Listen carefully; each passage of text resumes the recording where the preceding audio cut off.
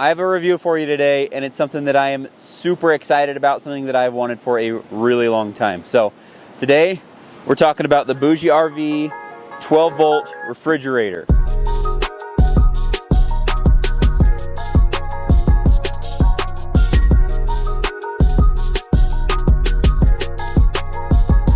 I've wanted one for a long time.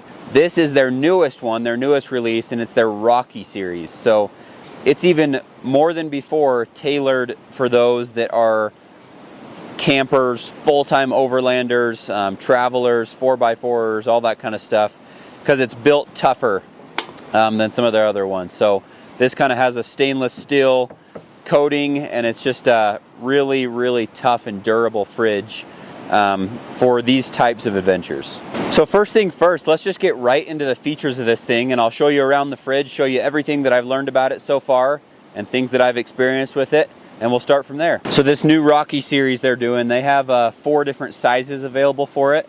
This one's the 40-liter one, which is their smallest one.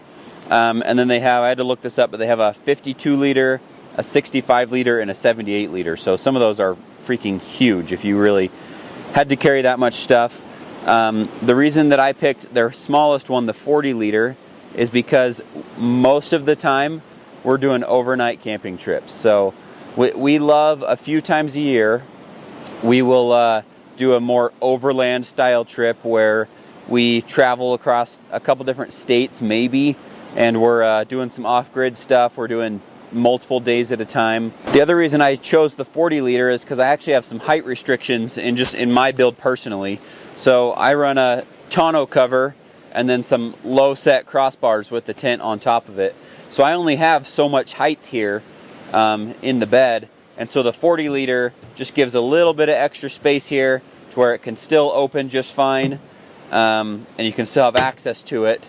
And then some of their other ones are just way taller, and so you'd have to have a little more space to fit those. Whereas I feel like most people have more height than I do, but because I chose to do a weather-tight seal, doing a tonneau cover, I'm a little bit restricted on height. So let's start here on the outside of it. On either side, you have these grab handles, and they're actually kind of have like a spring mechanism in them, so they'll actually come up when you want to use the handles, and then they spring back down out of the way. They also are your tie-down point for if you're tying it down into a fridge slide, or if you're just tying it down into anything. Your straps here that it comes with just come and attach to that handle and then secure it to whatever you want to hold the fridge down. I do really like the way this one looks. It's not plastic everywhere. This is a metal and plastic kind of combination. Plastic is really good and tough where it needs to be, but then the majority of the fridge is metal, which is pretty sweet. I really like the idea of that, and I like how it looks as well. You've got some cup holders here on the top, so 3 different cup holders there if you wanted to use those. Otherwise, the outside is pretty standard, really good construction.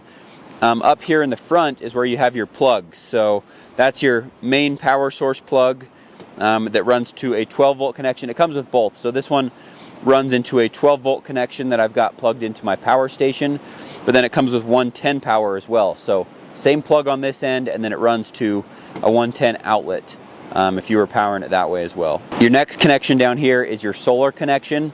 So right there, you could run solar directly off of the fridge. So even if you didn't have a power station, you have a solar port right there, and they sell solar panels that you can buy right from them. And then right above that solar port, you actually have a battery compartment. So right here, you can buy a separate battery from them that plugs in here and gives you, it's going to depend on your usage and what you have in there and stuff, but around 12 hours worth of life out of the fridge, just out of the battery that you can plug into here without having a power station at all. So that's kind of a cool feature. Like right now I happen to run it off of my EcoFlow 500 watt power station, but because it has a solar input and that extra battery slot, you technically don't need a power station as long as that power meets your needs, because you can use the battery. You could buy multiple of them and plug them in there, and then because you have solar input right on the fridge, you can actually power off of the sun technically indefinitely if you had to. The compressor on this thing is super quiet. It seems to me to be really efficient, and like anytime it comes on, you can barely even really hear it. So super quiet, which is nice. Luckily, we keep this in the back of the truck, whereas some people will put these in the back of an SUV. If it was a loud fridge, I could see that being an issue, but it's been pretty quiet for us. And I guess we do sleep in a tent right above it all night, so if it was kicking on and if it was really loud, it would be kind of annoying. So I am kind of grateful that it's pretty quiet. And then because it's so efficient, it doesn't just run all the time. So if the fridge is at temperature, it can automatically turn itself on and off in order to stay at that regulated temperature, which is good for your power needs because it's not just pulling power from a power station or from the integrated battery all the time, because once it's at temp, it can kind of just stay there and hold it for a while and then kick back on when it needs to. The lid on this fridge is really cool, and it has a really cool design. So in a 40 liter, it actually opens from the side. So you can open it from the side right here, and then the way this lid works is you can actually pull the entire lid off if you want for loading it, or you can actually switch it around so that it opens from the right side. So right now I have it opening from this side, but in a matter of seconds I can pull that lid off and switch it around and it can open from the right side. Okay, so once we open it up, you got a really cool system here. So this is a really unique to this fridge is that it's actually a dual zone refrigerator slash freezer in this small of a fridge in a 40 liter, which is crazy. I've never seen that very mainstream yet. Most of your dual zones, your capacities are much larger before you have that dual zone capability. So that was like the biggest selling point, if that's what you want to call it, for this fridge so far, is I really like that you have dual zone capabilities so that you can run one side as a freezer and one as a fridge. That's just a really nice convenience when you want to keep like meats or vegetables frozen, or literally anything like ice cream, that kind of thing. It'd be nice to have a section that can actually do that. So here on the inside, like I mentioned, you got your two zones here. But you can actually remove it. So this divider actually pulls out right here, and then you can turn it into a single zone, and then on either side you have these two baskets. So these baskets can come in and out, and that's how you could choose to do a dual zone or a single zone.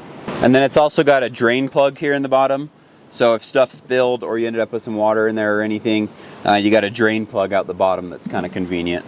So I've already kind of explained what our normal trip looks like. It's more of like an overnight trip, and this is like plenty of space for that. So already having dual zone is just a super big convenience, and then in here you just have tons of space for drinks and plenty of food, and I feel like it's going to be kind of a good happy medium to where it's not too big to where it's still convenient to have on these overnight trips, and you can easily fit as many drinks as you want and food for dinner and breakfast and all sorts of stuff.